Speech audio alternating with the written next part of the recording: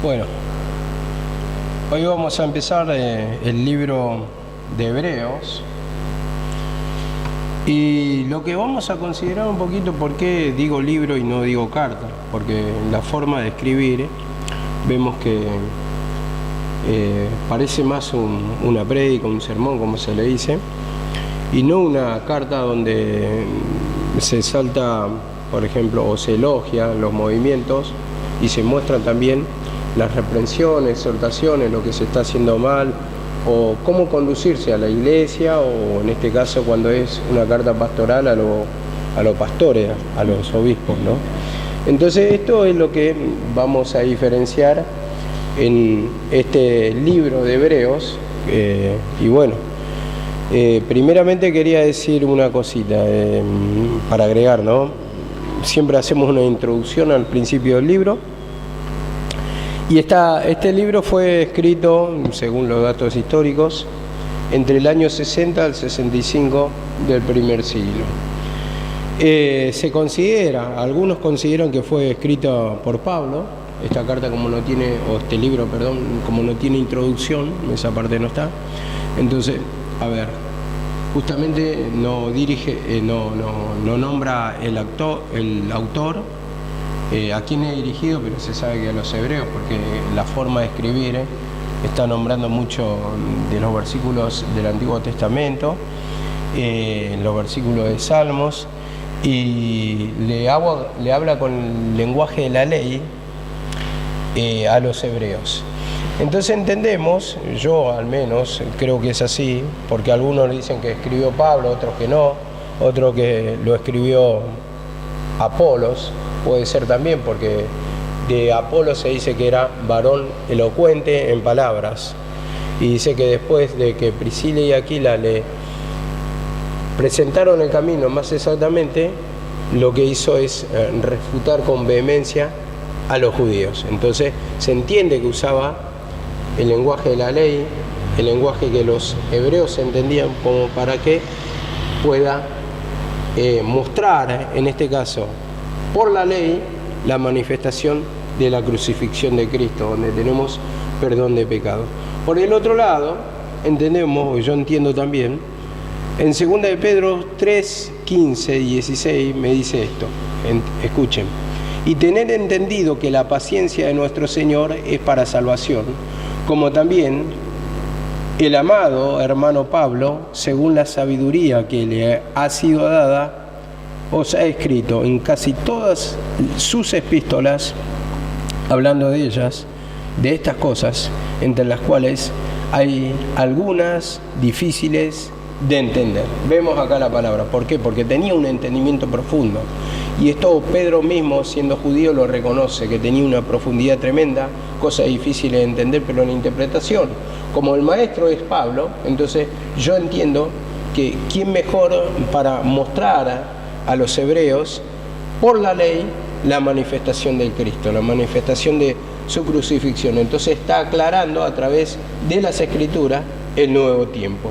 Después también dice, en Hebreos 13:23, dice así la palabra: sabe que ha sido puesto en libertad nuestro hermano Timoteo, en cuya compañía, si viniere, pronto os iré a ver. Vemos acá la palabra habla de Timoteo, y sabemos que Pablo era el padre espiritual de Timoteo, y Pablo lo trata como un hijo espiritual, dice, bueno, de él, y había mucha afinidad, a él lo elogia, porque dice: a ninguno tengo de este sentir como a Timoteo. Entonces, hablando de esa compañía, justamente vemos que nos da un poquito de luz para entender que tal vez es Pablo. Esto no lo aseguro, para mí no es relevante tampoco, pero si entendemos la Escritura no es relevante, pero sí podemos tener un poquito de indicios acá que probablemente es Pablo, y para mí es Pablo, porque ¿quién va a invalidar la palabra de la ley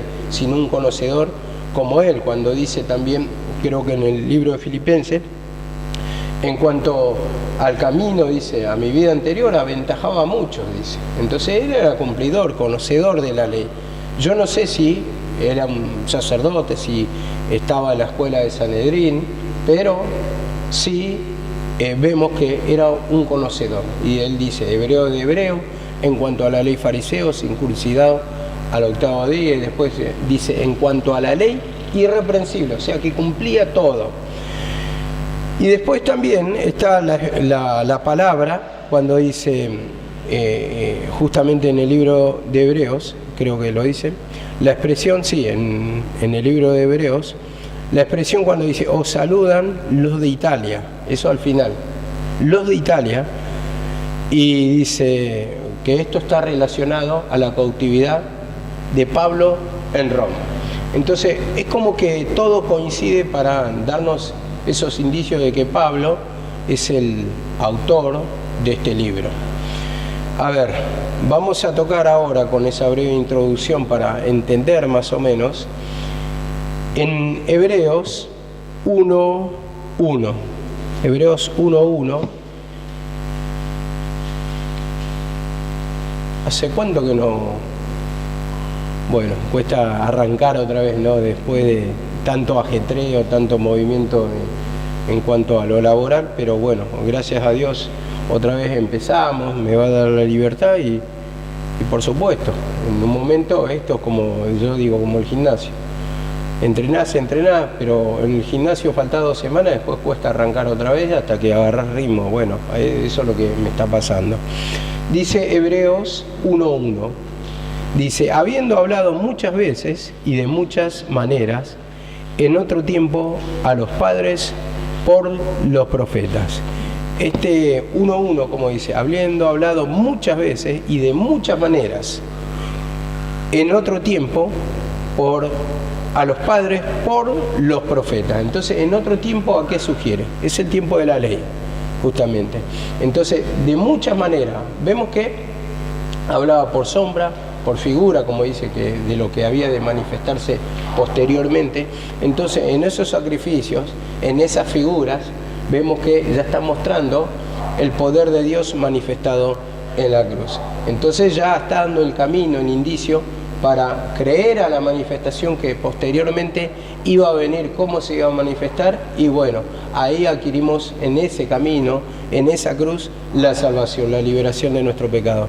Y nosotros a través de que escuchamos la palabra vamos alimentando, y si uno entiende bien, como decía siempre mi mamá, uno entiende bien el Nuevo Testamento, va a entender el Viejo y le va a encontrar sentido, y el mismo Viejo Testamento también le va a edificar, porque todo lo va a llevar a la cruz, al perdón de pecados, al sacrificio de Cristo. Entonces va a entender que mediante el sacrificio de Cristo obtenemos la liberación, y en eso es lo que vamos a tener que ir pidiendo perdón para poder creer a esta palabra, porque en el sacrificio de Cristo lo que nos está mostrando es que necesitamos un Redentor, un perdonador de nuestros pecados, porque por la ley ¿qué hacía? Mostraba el pecado. Entonces, al mostrar el pecado de cada uno, ¿por qué? Porque nosotros no lo podíamos cumplir, entonces evidenciaba esa ley como un espejo. La ley que te decía que tenías que tener gozo, tener paz, ¿no? Después que tenías que amar a tus enemigos, que dice no robarás, no hurtarás, no codiciarás a la mujer de tu prójimo,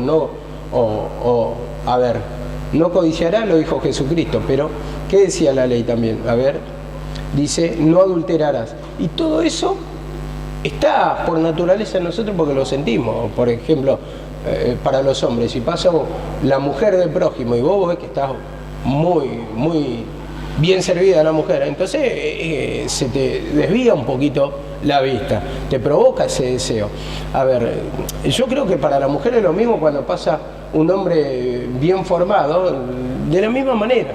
O sea, te das cuenta en esa atmósfera, como yo siempre lo contaba, en ese ambiente cuando pasa, y tal vez vos estás teniendo una charla e incomoda y se te desvía un ojo, o hace así, y se corta un poco la charla, o tratás de disimular que no estás mirando, seguís charlando, pero vos ves que se cortó la concentración, ese cara a cara, esa charla, ese ida y vuelta, la comunicación, vamos a decir. ¿Por qué? Porque estás mirando a esa persona, o sea, prestaste atención.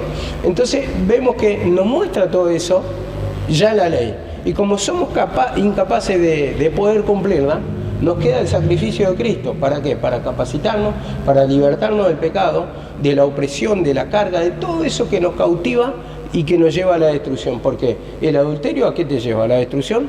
Destrucción de hogar. Y después la destrucción de tus hijos, porque miran el proceder de los padres. Y si vos le querés, por ejemplo, predicar del camino del Señor, y tal vez le decís, es un problema entre tu papá y tu mamá, nada más, vos no te metas.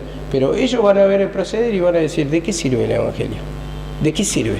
¿De qué sirve si usted dice que son felices en este camino, pero no son felices, no se respetan, hay engaño, esto, lo otro, peleas todo el tiempo discusiones? Entonces vemos que ya no tiene el mismo peso, el mismo valor nuestra palabra. Y todo esto nos ayuda a entender en la ley las prohibiciones. ¿Por qué las prohibiciones que había para los hebreos o para los judíos?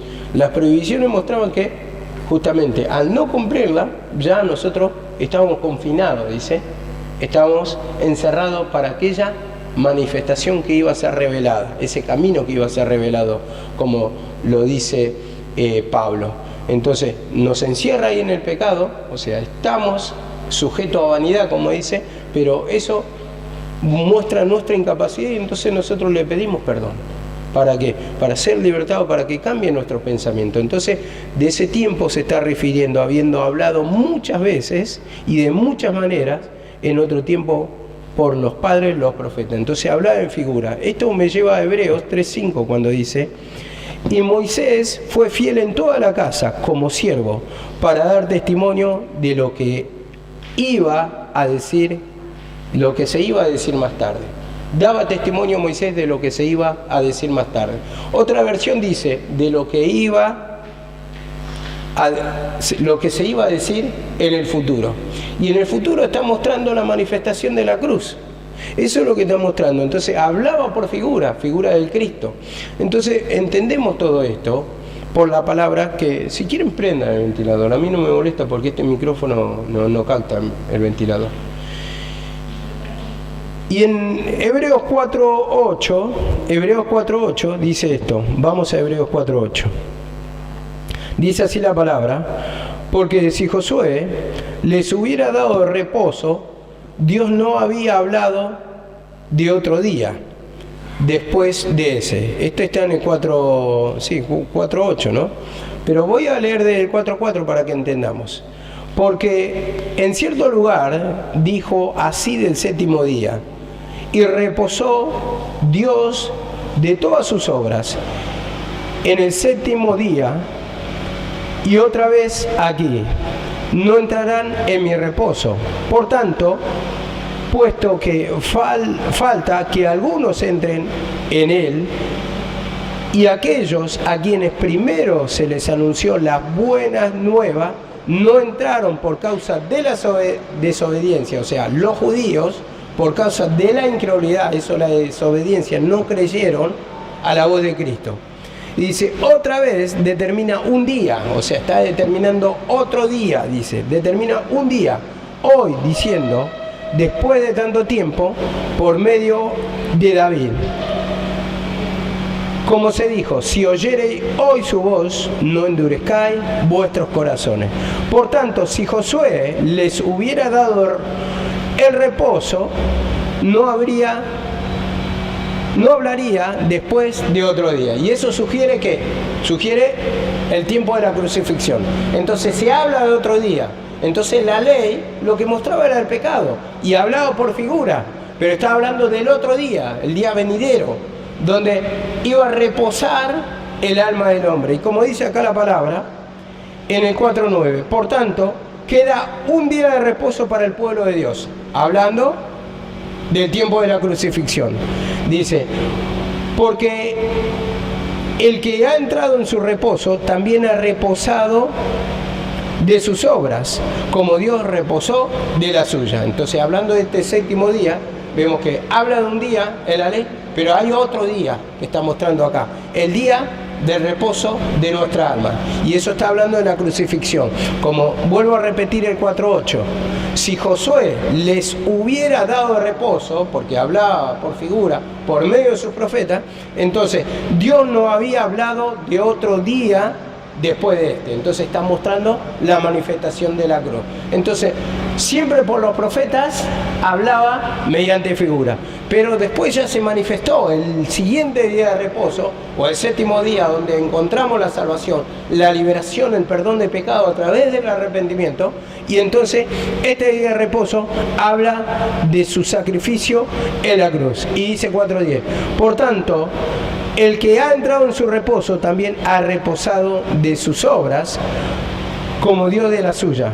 Procuremos, pues, entrar en aquel reposo, para que ninguno caiga en semejante ejemplo de desobediencia. Vemos, ese día de reposo es la manifestación de la cruz. ¿De qué día va a hablar? ¿Dónde va a estar? Si dice, procuremos pues entrar. No va a hablar 2000 años después, como muchos esperan su venida, para la manifestación de su reino, para que todo esté en paz, como se interpreta mal esa palabra.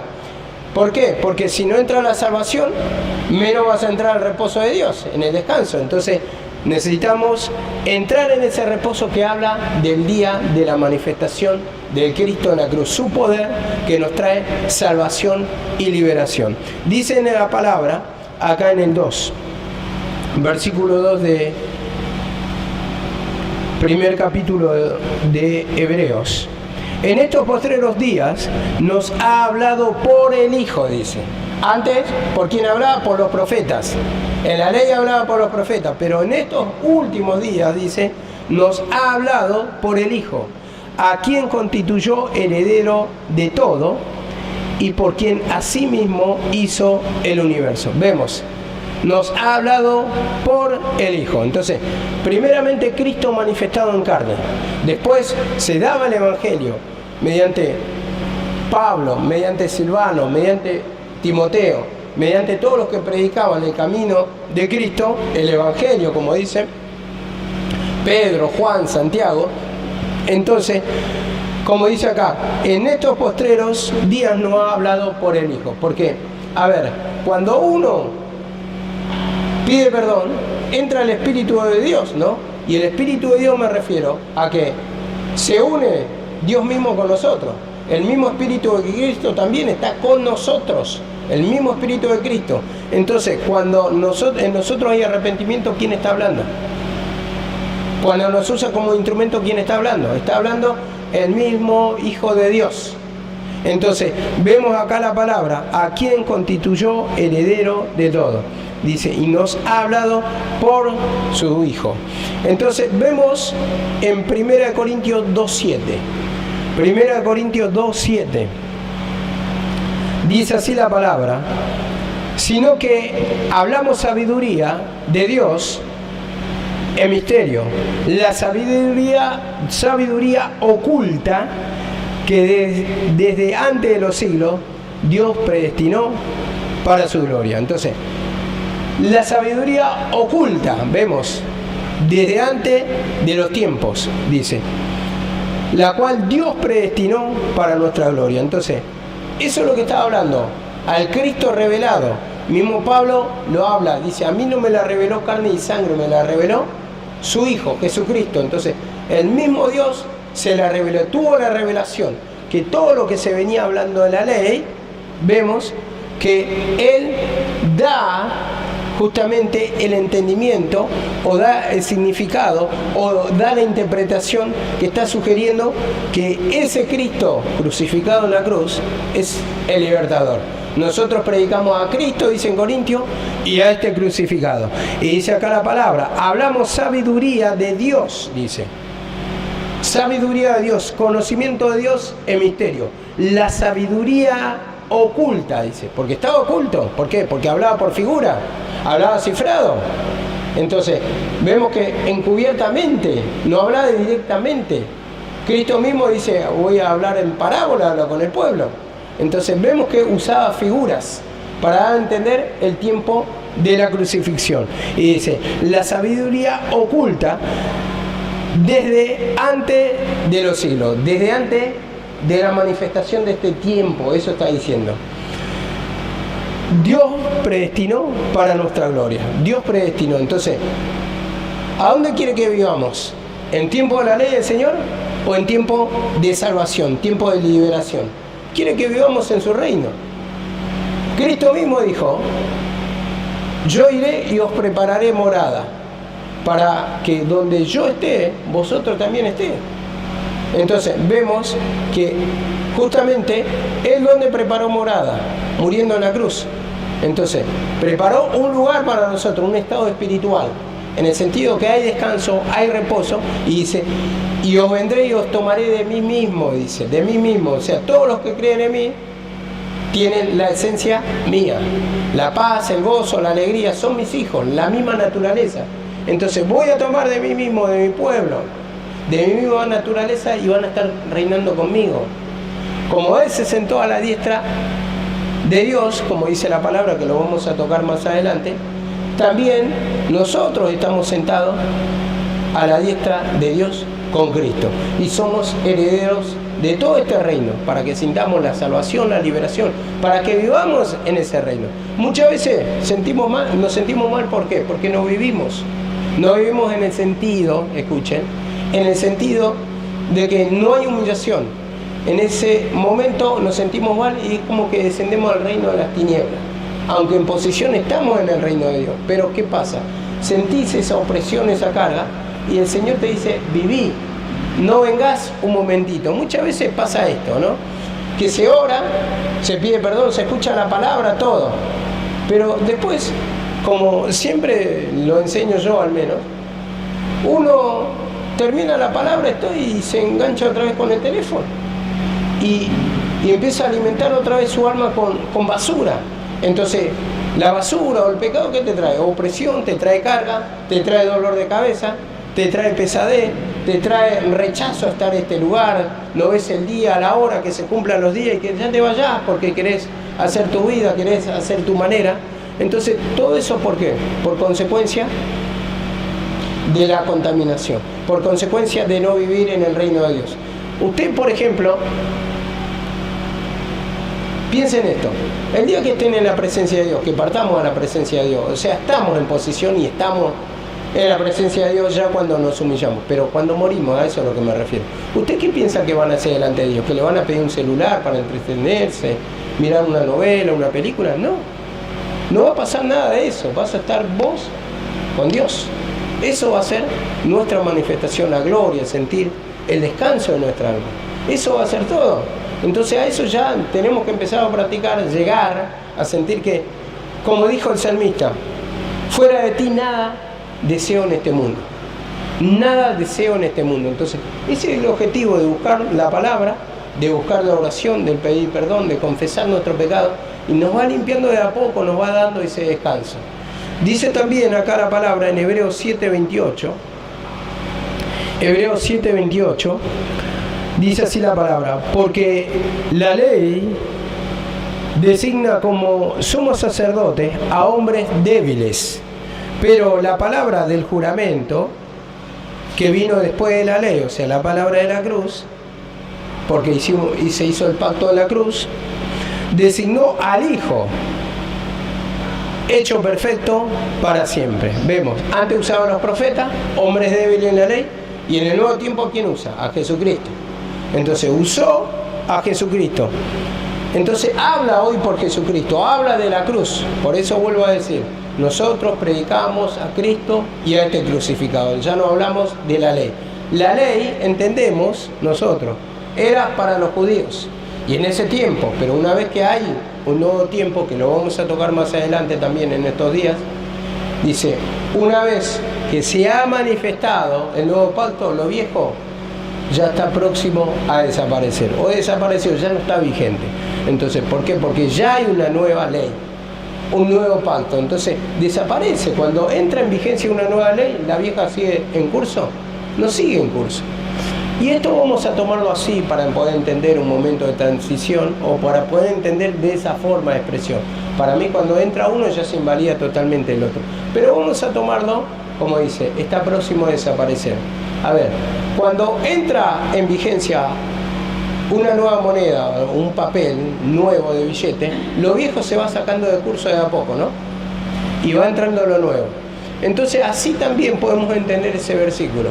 Como era un tiempo de transición, que había por ejemplo, muchos judíos que estaban muy aferrados a la tradición, entonces le tenían que introducir de a poco esta palabra y sacar de vigencia lo otro, darnos a entender que eso ya no tenía valor, dice, como dice la palabra en Timoteo, contra los apetitos carnales. No tiene valor la ley, no tiene valor nada de lo que, como dice también, sí, en Timoteo, que dice así, dice, en duro trato con el cuerpo, ¿no? Dice, en duro trato con el cuerpo.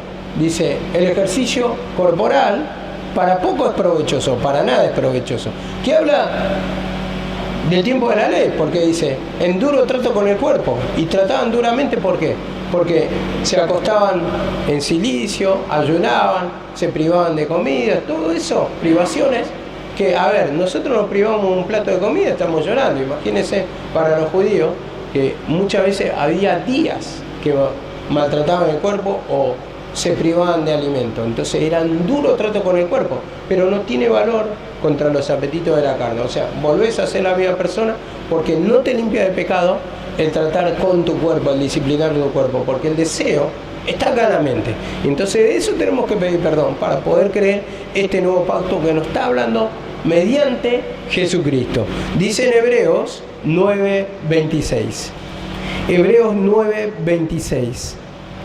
Dice así la palabra: de otra manera, le hubiera sido necesario sufrir muchas veces desde la fundación del mundo, pero ahora, una sola vez, en la consumación de los siglos. En la consumación de los siglos, quiere decir, en los últimos tiempos, en el término de los tiempos, o en el cumplimiento de los tiempos. Consumación quiere decir cumplimiento de los tiempos. Se ha manifestado para destruir el pecado por el sacrificio de sí mismo. ¿De quién está hablando? De Jesucristo. Del sacrificio por sí mismo, o sea, de Él mismo. Entonces dice, una sola vez. No como la ley que ofrecía varios sacrificios, pero no podían quitar el pecado, no podían perdonar, no te podían limpiar. O sea, servía por cierto tiempo, pero en sí no trajo salvación, en sí no trajo liberación. Vemos que todos los que murieron esperaron esa salvación, ese día del descanso de su alma. Entonces durmieron ellos y recibieron salvación en la manifestación de Cristo. Entonces ahí es que hubo perdón de pecado. Dice Pablo, no queremos, en 1 Tesalonicenses 4:13, no queremos que ignoréis acerca de esto, dice, o diré un misterio, algo así dice. No todos dormiremos, dice, pero todos seremos transformados. Entonces, primero dice, van a resucitar los muertos en Cristo, luego nosotros, no vamos a preceder a ellos. Entonces, murieron todos, o sea que durmieron, pero la salvación, la liberación, a través del pacto de la cruz, del pacto de Jesucristo. Entonces lo hizo una sola vez, como dice acá la palabra, en la consumación de los tiempos, en los últimos tiempos. Da a entender acá la persona de Jesucristo. Y vemos en el 1:3, como dice, 1:3, el cual siendo el resplandor de su gloria y la imagen misma de su sustancia, y quien sustenta todas las cosas con la palabra de su poder, habiendo efectuado la purificación de nuestros pecados por medio de sí mismo, se sentó a la diestra de la majestad de las alturas. Vemos cómo lo dice, el cual siendo el resplandor de su gloria y la imagen misma de su sustancia. Bueno, la imagen misma de su sustancia. Esto lo dice también en Colosenses 1:15. Él es la imagen del Dios invisible. La imagen, entonces la misma imagen de Dios. ¿Porque se parecen físicamente? No. Lo dice porque uno es gozo, es paz, es alegría. Jesucristo es gozo, es paz, es alegría. Y nosotros tenemos que ser transformados hasta su imagen. Vamos de gloria en gloria. Entonces nosotros también tenemos que sentir, si tenemos la misma naturaleza, el gozo, la paz, la alegría. Entonces Él es, dice, el resplandor de su gloria. Entonces esto también me lleva a Juan 14:9, anoten, Juan 14:9, dice así: Jesús le dijo: tanto tiempo he estado con vosotros y todavía no me conoce, Felipe. El que me ha visto a mí, ha visto al Padre. ¿Cómo dices tú, muéstranos al Padre? Vemos, es la imagen misma de Dios. Entonces la misma naturaleza. No es que Jesús es Dios, son personas diferentes, pero la manifestación es la misma porque hay acuerdo, la misma naturaleza, gozo, paz, alegría. Es algo espiritual y la carne lucha, dice, contra el espíritu, ¿no? Entonces, ¿cuál es la oposición? Es Satanás. Pero Padre, Hijo, el Espíritu Santo, como dice la palabra, están en acuerdo. El Padre y el Hijo están en acuerdo porque el Hijo vino a hacer la voluntad de su Padre. Y está en acuerdo, dice que salió de su misma voluntad, de su mismo sentimiento, salió el venir a tomar la cruz. Entonces nace de sí mismo, dice que Él tomó la cruz y dice, pero Él quiso hacerlo.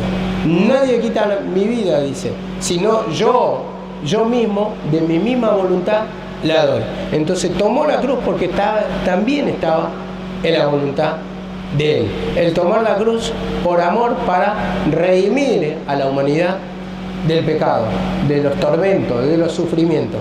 Entonces ahí nos está mostrando ya cómo es la imagen de Jesucristo. Dice también la palabra, en esta parte, dice, habiendo efectuado la purificación de nuestros pecados por medio de sí mismo, por hacer el sacrificio. Tomó nuestro lugar. Entonces ahí encontramos el perdón. Nosotros reconocemos nuestro pecado y entonces ese sacrificio que presentó nos limpia. Sentimos el poder manifestado porque creemos que Él hizo la obra, le creemos, entonces pedimos perdón. Señor, perdóname, para poder creer que en la cruz derramaste tu poder, que perdonaste mi pecado. Entonces ahí empezamos a sentir liberación porque creemos a su palabra, creemos a lo que ese sacrificio, esa expiación de nuestro pecado nos liberta. Entonces ahí es cuando sentimos la liberación, sentimos el efecto de esa palabra que predicó el Señor y nos transforma y nos saca los malos deseos. Empieza a haber deseos de limpieza, de humillación, de confesión del pecado. Y dice acá la palabra también, purificación de nuestros pecados por medio de sí mismo, y se sentó a la diestra de Dios. Purificación.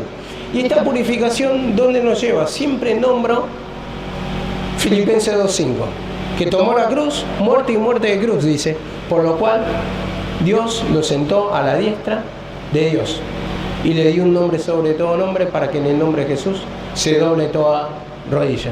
Entonces vemos los pasos de la cruz, los 7 pasos de la cruz, como lo llaman en el estudio bíblico, que Él tomó forma de hombre, siendo siervo, siendo semejante a los hombres, dice, hizo la voluntad del Señor y bueno, sufrió la muerte de cruz, por lo cual Dios lo exaltó hasta lo sumo. Entonces, ahí derramó su vida, ofreció su vida en sacrificio para perdón de nuestros pecados. Entonces vemos por esa expresión que hizo la purificación, como dice ahí la palabra, nos limpió con su sangre derramada, como dicen los versículos. Nos limpió, por su sangre somos limpios, dice. La palabra de esto está en hebreo, también cuando habla de la aspersión de la sangre, que vamos a llegar todo esto, pero nos aclara mucho el sacrificio de Cristo y muestra y hace énfasis en el sacrificio de Cristo. Aunque, como dije en la introducción, muchos dicen que tal vez Pablo no lo escribió porque no era la misma forma de escribir de Pablo, el mismo estilo. Pero yo digo que sí, ¿por qué? Porque él conoce la ley y él hace, aunque dicen que no hace el valor del sacrificio de Cristo, lo está haciendo, porque está comparando justamente los dos tiempos. Está comparando la ley con el sacrificio de Cristo, como Jesús como sumo sacerdote, y ya no el sacerdote que se hacía en la ley, que era hombre, débil, sujeto a pecado, sino que tenemos un sumo sacerdote, el cual hizo expiación por nuestro pecado. Y como dice acá la palabra, Hebreos 10:12, hablando de la expiación, del sacrificio, este es el valor importante para nosotros, sin derramamiento de sangre no hay perdón de pecado, no hay remisión de pecado. Eso lo hacía en la ley, no había perdón de pecado. Pero también sin derramamiento de la sangre de la cruz, hoy no hay perdón, no hay salvación para nosotros, no hay liberación. Queda invalidado, a ver, nuestro esfuerzo humano por agradar a Dios. Dice David, no quiere sacrificio, que yo lo daría, yo cumpliría. Me manda a matar un animal, lo haría. ¿Para qué? Para que me perdone de los pecados. No quiere sacrificio, que yo lo ofrecería, dice. Sino el corazón contrito y humillado, no vas a despreciar a Dios. Entonces quiere que ofrezcamos el corazón, no un sacrificio animal. Quiere que ofrezcamos nuestra alma, nuestro pensamiento ahí, para pedir perdón de pecado. Y eso es lo que le sirve al Señor. O sea, lo otro es un esfuerzo natural, un esfuerzo físico, pero el Señor quiere, como dice la palabra en el proverbio, hijo mío, dame hoy tu corazón, dame tu corazón, dame tu corazón. Y cuando te dice tu corazón, te quiere decir tus pensamientos, y no te dice, dame parte, te dice, dame el todo. Entonces le tenemos que entregar nuestra mente, nuestros pensamientos ahí, porque en el pensamiento, como siempre decía mi mamá, en el pensamiento acá trabaja Satanás, en el pensamiento quiere dar reposo, el descanso para nuestra alma, la liberación, el entendimiento. Y dice acá la palabra, Hebreos 10:12, pero él, habiendo ofrecido un solo sacrificio por los pecados para siempre, se sentó a la diestra de Dios. Miren cómo comparamos con el versículo anterior, con el 3 que estamos diciendo, habiendo efectuado la purificación de nuestros pecados, se sentó a la diestra de la majestad de Dios. Y acá la misma expresión, habiendo ofrecido un solo sacrificio, una sola muerte, una sola vez por los pecados, dice, para siempre. ¿Y por qué ofreció una sola vez? Porque ese pacto es eterno primeramente, y ese pacto sirve todo el tiempo, hoy, en el futuro y ayer sirvió para perdón del pecado. Entonces no necesita un sacrificio animal, no necesita ser muerto muchas veces y que se acaba el poder del sacrificio, sino que esto es eterno, tiene poder para siempre ese sacrificio. Entonces por medio de ese sacrificio obtenemos el perdón del pecado, y como dice, habiendo ofrecido un solo sacrificio por los pecados para siempre, lo aclaro, para siempre, no se termina. Y yo, ¿por qué lo contrasto con segunda venida? Porque muchos esperan la segunda venida, ese reino de paz, ese reino en que los animales son mansos, muy literalmente lo toman. Pero yo, como entiendo, si uno pide perdón del pecado, a ver, ¿qué te va a estorbar? Otras cosas. A ver, si yo estoy en comunión con Dios, si siento el gozo, la paz, la alegría, no hay cosa que te pueda impedir el poder de Dios, que te pueda robar la paz. Esa paz es inalterable, como dice también en Filipenses, la paz de Dios que sobrepasa todo entendimiento. O sea, una paz diferente, una paz que no se altera, una paz que el mundo no puede conocer. Esa paz que cuando te sentís feliz no te hace falta nada más. Estás feliz, ¿por qué? Porque tenés a Dios. Él es la plenitud, como dice en Colosenses 1:19. La plenitud, por cuanto agradó al Padre, que en Él habitase toda la plenitud. La plenitud habla de llenar algo que está vacío. Entonces, es la plenitud que colma nuestra alma.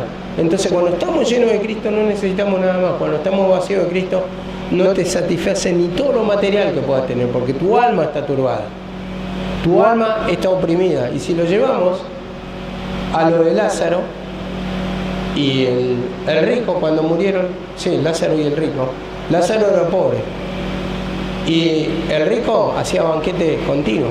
Pero, a ver, ¿cómo después muestra que esa riqueza no te sirve para nada? Una figura, vamos a llamarlo. Pero como el otro, siendo pobre, fue consolado por el Señor. ¿Por qué? Porque muestra una manifestación, un creer que no depende de las riquezas, no depende de todo lo que puedas tener lo material, que muchas veces codiciamos. Pero ¿por qué codiciamos también? Por nuestra vieja naturaleza, está en nosotros y lo vamos a codiciar naturalmente, pero de eso no tenemos que despojar al viejo hombre. No quiere decir que vamos a vivir como unos miserables. Pero sí está mostrando que ese deseo no te gobierne, no te ponga mal, no te saque la comunión con Dios. Entonces en eso tenemos que confesar, porque nos falta dinero, nos ponemos mal, nos falta, a ver, Pablo dijo, teniendo sustento y abrigo, si estás comiendo y tenés para vestirte, ya tiene que estar satisfecha tu alma. Muchos se van al otro límite, quieren, a ver, no, pero yo tengo que ser rico, tengo que estar lleno, soy hijo de Dios, no puedo mostrar miseria. A ver, eso te lo añade Dios, que venga añadido de Dios como añadidura, pero nosotros el sustento y abrigo estemos contentos, y después el Señor seguramente te va a dar, o te va a dar algunos en más escala, en otros en menos escala, como enseñaba una vez, en mayor medida, en menor medida. ¿Por qué? Porque, por ejemplo, yo si tengo que recibir a un agente, por ejemplo, por decir, ¿no?, de capitán, entonces ¿qué me va a añadir para un desayuno? El Señor me va a dar la añadidura para tener masa fina. Siempre lo he enseñado así, ¿no? A ver, para un agente de estos lugares, digamos, Gran Buenos Aires, ¿qué me va a añadir? Por ejemplo, de Morón, y la factura, queda bien. Para estos lugares queda bien. Ahora, la gente de González Catán, y bueno, por decir, no estoy haciendo despectivo, aclaro esto, pero ya hay gente más humilde y vos podés compartir galleta de grasa o con un dulce de leche manteca y quedas bien. Pero o sea, Dios te va a añadir según la necesidad para que se muestre su poder, no sea de tropiezo, y para que se pueda predicar la palabra de la cruz, ese poder. Pero no está hablando de riqueza, porque la riqueza es espiritual. Uno puede ser feliz sin nada, comiendo y teniendo la vestimenta, el techo, básicamente. Eso ya tiene que estar satisfecho el hombre. Después está la añadidura, y la añadidura te la puede dar, pero conforme el Señor quiere añadirte. No se trata el reino de Dios de que vos vas a ser rico y que todos los creyentes tienen que ser ricos. No actúa el Señor así. Eso es mucha mala interpretación. Entonces todos se vuelven codiciosos, avarientos. Entonces quieren tener, quieren amarrocar, quieren aparentar. Entonces ahí empieza el tormento, el bloqueo. En cuanto a la palabra, no aprende, porque su mente está como meta alcanzar eso natural. Por eso están turbados, porque desean lo mismo que los gentiles. Dice, no busquen la riqueza de este mundo, como dice en Mateo, las cosas de este mundo, porque eso piden los gentiles, dice, la gente del mundo. Ustedes busquen el reino de Dios, y esto vendrá por añadidura. Entonces ahí está el descanso de nuestra alma. Y uno, a ver, digamos, se da cuenta, hermano, eso ya cuando va pasando un proceso. Y algunos se dan cuenta, lamentablemente, cuando ya pierden un ser querido, que nada de las cosas de este mundo va a reemplazar a un ser querido. En este caso, yo lo puedo decir en palabra viva por mi madre. O sea, cuando la perdí, digo, a ver, como me dijeron, está muy lindo la iglesia, pero sin su madre no es lo mismo, y era una realidad lo que me dijeron. Yo quisiera tener 2 pisos menos de este edificio y que mi mamá esté acá, y hasta lo digo bien. Quisiera tener los ladrillos pelados ahora sin revoque, pero que mi mamá esté acá. Quisiera estar así, que la vuelva mi mamá, pero ya pasó. Y eso te va enseñando la vida también, los golpes, que muchas veces no queremos entender por palabra, no valoramos lo que tenemos, y cuando se pierde ya no hay vuelta atrás. Y lo que se pierde, y no hay cosas que no se pueden volver atrás, como el tiempo. Y la vida de un ser humano, la vida de un ser querido, ya no lo puedes abrazar, ya no puedes estar. Entonces compartir, valorar lo que tenés, porque lo que te falta siempre nos va a faltar algo, y eso no va a llevar a sufrimiento. Pero si tenés sustento, abrigo, y tenés tus seres queridos al lado tuyo, eso es de valor incalculable. A ver, ¿qué puede pagar que una persona se vuelva a la vida? Nada del mundo. No lo puedo pagar ni con este edificio para que vuelva mi mamá acá, para que estemos viviendo, qué sé yo, bajo un árbol, como ella decía. No la puedo volver, no me sirve. Entonces ahí nos damos cuenta que muchas veces no ponemos énfasis en todo lo que tenemos, en el tema de la palabra también. La palabra, porque la palabra cuando no está, yo cuando se me fue el instrumento de la palabra, mi mamá, sentí un vacío, vamos a decir, es irreemplazable, y no murió cualquier persona, murió un instrumento, así como ya se nos fue también la hermana Rosa en la presencia del Señor. No se fue cualquier persona, se fue un instrumento, y a veces parece que uno no cae y vamos perdiendo soldados que van predicando porque es un instrumento, ya no era una persona más de la congregación. Entonces no lo valoramos, yo entendía esto, ¿no? Venía meditando un poco, porque pecado todos tenemos. Yo creo que también, tenemos, por eso vamos hacia una perfección para pedir perdón. Y entendiendo esto, en la antigüedad se luchaba por el rey,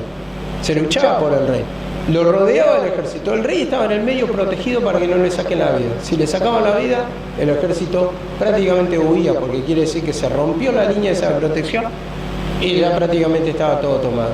Entonces vemos que dice la palabra que David se cansó con su espada, se cansó de matar y se le pegó su espada a la mano, y dice que se cansó, en esa parte, se cansó. Y dice que había un gigante que lo estaba por matar, pero vino en su ayuda Abisai, y dice, mató al gigante. Entonces yo entendía en esa figura que a veces el instrumento se cansa y necesita la ayuda de otro, la protección de otro. Pablo dice, orad por mí. Jesucristo le dice, cuando iba a pasar la tentación, Pedro, la negación, dice, yo he rogado por ti para que tu fe no te falte. A ver, es cierto que es el pecado del otro, la debilidad del otro, tal vez. Pero uno, como deber, tiene que orar. Y entiendo esto también. Muchas veces nos ponemos en acusadores, no en fariseos, vamos a decir. ¿De quién es el pecado? ¿Quién pecó, este o sus padres, para que nazca ciego? Dicen, no es que pecó este o sus padres, es para que la gloria de Dios se manifieste. Y tu posición es ayudar, no porque ya me mostró. Tu posición es orar, te muestra, no importa. No, Pablo dice, él mismo tenía sentencia de muerte. Muchas veces hay sentencia de muerte, pero si uno ora, quizá el Señor tiene misericordia por esa oración, para que lo muestre. Señor, sacale las vendas, Señor, mostrale en esa ceguera, porque esa oración es importante para mantener al instrumento de Dios, que muchas veces no se toma en cuenta. Entonces fue derrotado, ha caído los valientes, como dicen, y uno lo toma, bueno, me mostró el Señor, pero oraste, ¿te mostró para qué? ¿Para orar o para juzgar? O para decir, bueno, si no se humilla se va, y si se humilla se queda. No, uno tiene que orar. Nuestro deber es, como siempre digo, del samaritano, buen samaritano. Pasó el sacerdote, dijo, no ayudó. Pasó el levita, no ayudó. Porque tiene ese ojo religioso. Si le pasó es por algo. Yo no lo ayudo porque el ayudado y el ayudador. Entonces, si le pasó es por algo. Todo pasa por algo para la manifestación del pecado, porque estamos sujetos a vanidad. Pero en ese momento, cuando está caído, necesita la ayuda. Necesitó a Elías, necesitan todo ayuda. En un momento se debilita. Elías perdió la fe y dijo, basta ya, no soy mejor que mis padres, dice. Quítame la vida. Entonces, cae en eso, pero ¿quién vino? Un ángel. Y a veces esa falta de oración, falta de empatía, uno no se da cuenta, está esperando el desenlace. No es así. Es orar. Y cuando más se suma la oración, creo que más va a escuchar también el poder de Dios, más fortaleza. Yo tengo el testimonio de mi abuelo. Había colgado una foto a mi primo. Dice, mi abuelo muchas veces le dijeron que ya está para morir, los mismos médicos, y lo querían dejar internado para que muera. Y agarra y le dice, mi tía, no lo voy a dejar acá, lo voy a llevar a casa y vamos a orar. Oraron toda la iglesia completa. Mi abuelo pasó 5, 6, 7 años después de eso. Y sigue viviendo mi abuelo. Entonces digo, si pusiéramos todo el mismo énfasis, la misma unión en la oración, más por un instrumento, yo creo que escucharía más. Yo creo que sería libertado el instrumento. Son falencias que tenemos todavía. Tenemos ese sentimiento malo de división. Entonces pasa estas cosas. El instrumento se va Y no estamos viendo que el perjuicio para nosotros, porque se apagó una lámpara de Israel, como le dice su general a David. Tú no irás más con nosotros a batalla, no sea que se apague la lámpara de Israel, la guía. Entonces se apaga, nos vamos quedando sin instrumento de la palabra. En vez de sumar más, estamos restando como ministerio. Y eso es lo malo, hermano, eso es lo malo, que no nos damos cuenta. Interpretamos revelaciones, hacemos a nuestra manera, no usamos la palabra, no nos hay discernimiento. Traté de entender esto, porque yo no lo entiendo todavía completamente y no lo entendía el porqué. Pero más o menos a lo que me da el entendimiento de palabra es que sí tiene su pecado, pero también nosotros como iglesia el deber es extender la mano, pasar la mano como hermano, ayudar al hermano. Y en eso no, creo que yo al menos lo siento así. He orado y digo, a veces no tenemos esa contritación por la palabra y a veces nuestra oración también pega a las paredes porque oramos con dureza, con insensibilidad, sin convencimiento. Y en esto tenemos que pedir perdón para que el Señor empiece a escuchar nuestra oración. Bueno, a ver cuántos minutos tengo, voy a ver, perdone, para que no me pase el tiempo. Ya me pasé el tiempo. Bueno, lo terminamos acá.